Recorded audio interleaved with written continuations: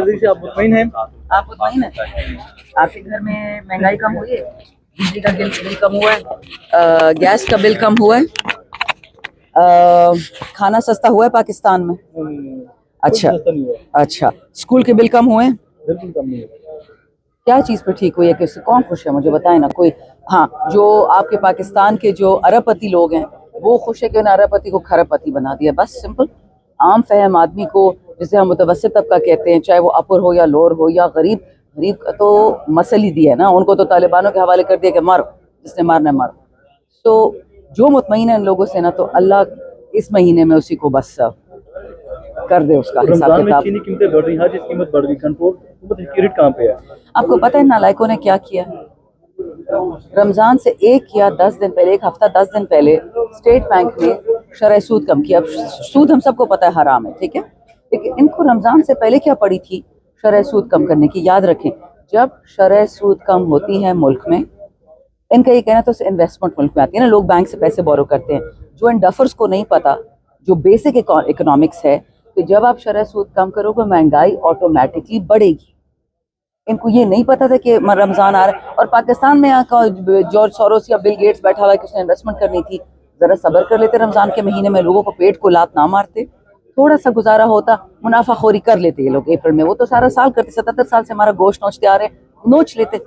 रमजान बहुत जरूरी था इनके लिए, लेकिन शुक्र है कि लोगों को पता चल गया कि किस किस्म के डफर्स, नालायक, बदनीयत लोग बैठे हुए हैं कि आम आदमी के मुंह से निवाला छीनते हैं। अच्छा मैडम, ये बताइएगा कि कहा जा रहा है कि एलिमिन गंडापुर की कारकर्दगी से इमरान खान को तहफ़्फ़ुज़ात हैं। एक तो ये भी दावा किया जा रहा है कि शायद इमरान खान ने ये भी कह दिया कि जेल से बाहर आके सबसे पहले एलिमिन गंडापुर को सीएम से नहीं बल्कि पार्टी से भी निकाल दो। देखिए, मैं इमरान खान साहब से तकरीबन 6 महीने से नहीं मिली। वो करनेल है कोई जेल में, उसी लोगों को मिलने देता है जिसे करनेल की बनती है, बाकी किसी को नहीं मिलने देता। हम MNAs झुंड दर झुंड आते हैं, हमें नहीं मिलने देते। और ये बाकी 2 नंबरी 3 नंबरी जिनको कोई जानता भी नहीं था, वो जाके बैठ जाते हैं। सो मुझे नहीं पता कि जो खान का वकील नहीं है, जो खान की पार्टी का हिस्सा नहीं है, वो जेल के अंदर कैसे पहुंच जाता है? I don't understand. अच्छा, शमदाना गुलजार साहब ये बताइएगा। जवाब नहीं पूरा हुआ बेटा। तो सिर्फ ये कहना चाह रही थी कि अगर खान साहब ने अगर ये कहा है तो मुझे तो सबूत चाहिए होगा। अब तो मैं कोई बात मानने को तैयार नहीं हूँ। खान साहब की बहनों की बहुत इज्जत करते हैं, वो जब कोई मैसेज जेल से लाती हैं हम बहुत गौर से सुनते हैं, लेकिन उन्हें भी कोई ऐसी बात नहीं की। सब देखी जाएगी। शमदाना गुलजार साहबा, कल वज़ीर आला पंजाब मरियम नवाज यहाँ पे आई, उन्होंने कहा है कि ये फितना और खारिज है, बद तहजीब लोग हैं और इनकी अब बद तहजीबी खत्म होनी चाहिए, जो कि खत्म हो रही है। आप लोगों को इससे अलकाबात से पुकारा है वज़ीर आला पंजाब। माजरत के साथ मैं तो किसी उसको अलकाब से ना पुकारूं। ये मैट्रिक फेल खेप है, चोर बाप की चोर औलादें। इनके हाथों पे जिले शाह का, अरशद शरीफ का, बेबी अमार का खून है। को पहले तुम लोग माफ़ी अल्लाह से मांगो कि आपकी जो आखिरत होगी ना, तो आप हमें लेक्चर मत दें। आप 17 वोटों से हारे हुए लोग हो, आपकी औकात सारी दुनिया को पता है, तो आपके तुम्हें सवाल का जवाब ही नहीं देते।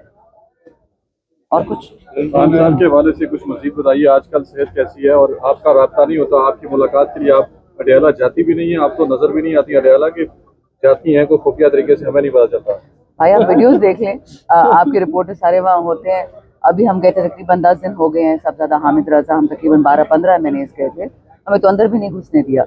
मैंने तो हाई कोर्ट से भी इजाज़त ली हुई है, जो खान साहब का अंदर जेल में जज होता है उससे भी इजाज़त ली हुई है, लेकिन सुना कोई करनेल साहब है वहाँ पे जिनको हमारी शक्लें नहीं पसंद, कुछ खास लोगों की, तो हमें नहीं घुसने देते। अच्छा, ये तस्वर भी दिया जाता है मीडिया में कि मरियम नवाज के ऊपर बात करने से मना किया गया और बोलने से भी मना किया। क्या ये वजह है कि आप मरियम नवाज के सवाल के ऊपर कहते हैं मैं कोई कमेंट्स करना नहीं चाहती? मरियम नवाज की अस्तगफिरुल्लाह औकात देने वाला अल्लाह है, इज्जत देने वाला अल्लाह है, लेकिन जिन लोगों ने जिले शाह का कत्ल करवाया, मैं फिर मुंह से बहुत कुछ निकालती हूँ।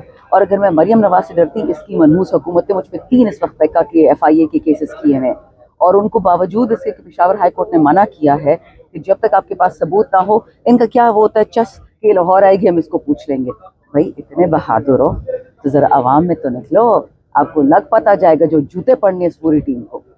अब आपका क्या प्लान क्या है? मौलाना साहब मान जाएंगे और अगर मौलाना साहब नहीं मानते तो PTI अकेले सड़कों पे आएगी ईद के बाद? हमेशा के लिए आती रही है। हमारे पास पहले कौन था?